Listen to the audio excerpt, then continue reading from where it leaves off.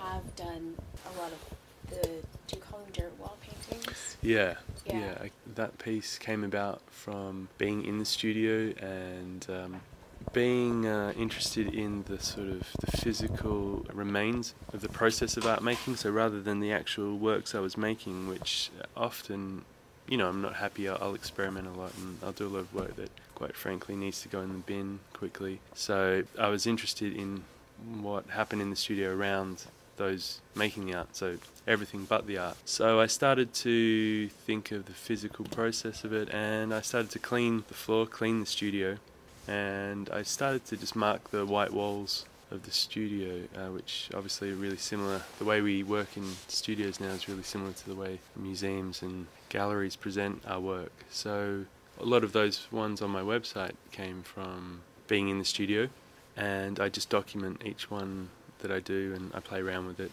So it's kind of an ongoing thing. Have you exhibited them before? No, I haven't. Yeah, this is actually the first. I mean, this was a great opportunity because Derek and Lizzie, the curators, came to my studio and I had a lot of them that I was working on and seeing how I felt about them. And so they were interested in other works, but I was really keen. It was a good opportunity to get that into a sort of public space and to use the dirt of the museum, which, in a smaller gallery, maybe there's different sort of dirts, I don't know. Yeah, so it's the first time. But I'm talking to a few galleries when they come over for a studio visit. They can see works on the wall, but also maybe it will go onto canvas. Who knows? Right. Yeah. It's sort of hard not to notice the common thread between the three works that you have exhibited in the exhibition. Yeah, I've got an interest in how I guess modern computing technology has a really sterile a controlling sort of aspect to it, and I suppose our experience is becoming more and more virtual, so we're kind of being removed from the physical world and we're spending more time in our heads and looking at these technological devices.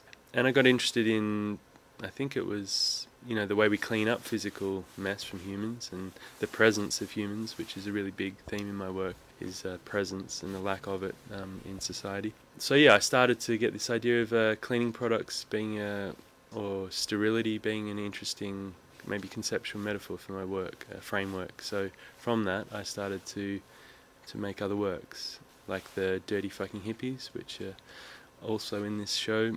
They're old used mops from museums and galleries in London, like the Royal Academy of Arts, the British Museum, and a few other galleries, and I've collected them and then I've tie-dyed them and sort of made them to look like sort of pathetic hippie kind of characters. Yeah. Can you elaborate on something that you mentioned in the tour you gave earlier, where you said that you're less interested in making new objects?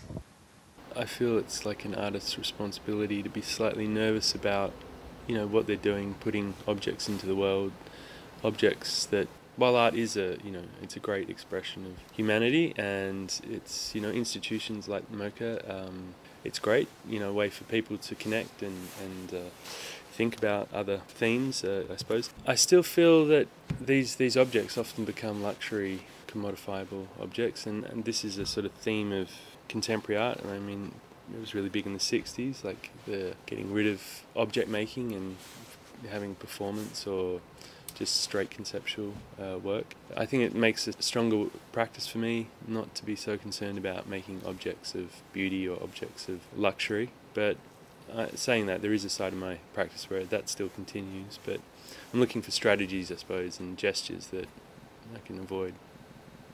I spend a lot of time in the studio, like a lot of artists, just thinking and not really making. And I'm interested in critical theory from the last sort of decade. And one of the big influences on my work is a guy called Paul Virilio.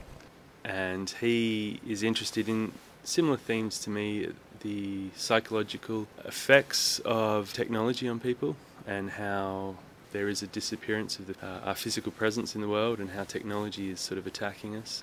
And he has different ideas, but one of his big ideas is a concept called the integral accident. And I won't go into it too deeply, but I try to bring in elements of the accident, elements of the mistake, ideas of like getting lost, things that technology seems to be, things like Google and search engines, making it harder and harder for accidents to happen. You're constantly plugged into your GPS. Any mistake you make on a computer can be rectified, and I think that does have a psychological effect on the way we perceive ourselves, our expectations with other humans.